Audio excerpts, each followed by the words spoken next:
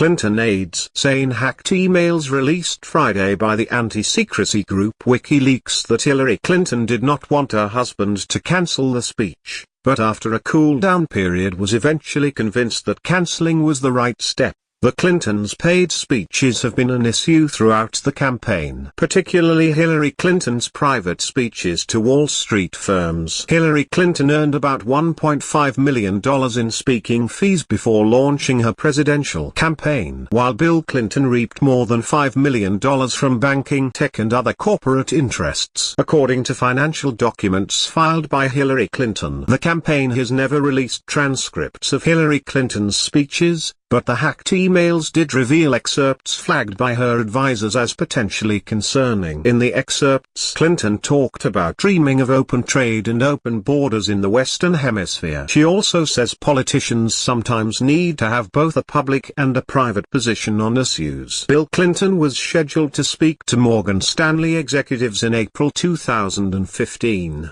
A few days after his wife was set to launch her bid for president. That's begging for a bad rollout, Mook wrote in a March 11, 2015 email. In a later email, Mook says he feels very strongly that doing the speech is a mistake with serious potential consequences for Hillary Clinton's campaign. People would, rightfully, ask how we let it happen. Hillary Clinton was scheduled to campaign in Iowa, where caucus goers have a sharply more negative view of Wall Street than the rest of the electorate, Mook wrote.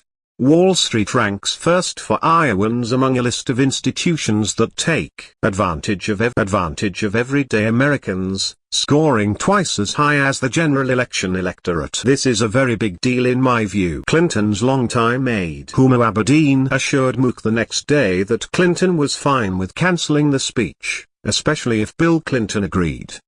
The candidate just needed a cool-down period, Abedin wrote. The emails were among thousands published this week by WikiLeaks, which has been releasing a series of emails hacked from the accounts of Clinton campaign chairman John Podesta. U.S. intelligence officials last week blamed the Russian government for a series of breaches intended to influence the presidential election. The Russians deny involvement. Podesta's hacked messages offer insight into the various strategies and responses considered by those close to Clinton as they grappled with pitfalls in her bid for the Democratic presidential nomination, including the 2009 decision to use a private email server while serving as Secretary of State. In a separate email, Clinton aides discussed how to explain her 2001 support for an overhaul of the nation's bankruptcy system. Sanders was citing past criticism by Senator Elizabeth Warren D. Mass as evidence of Clinton's favoritism to Wall Street. Clinton defended the vote in a TV interview earlier this year, saying she pursued language to ensure women received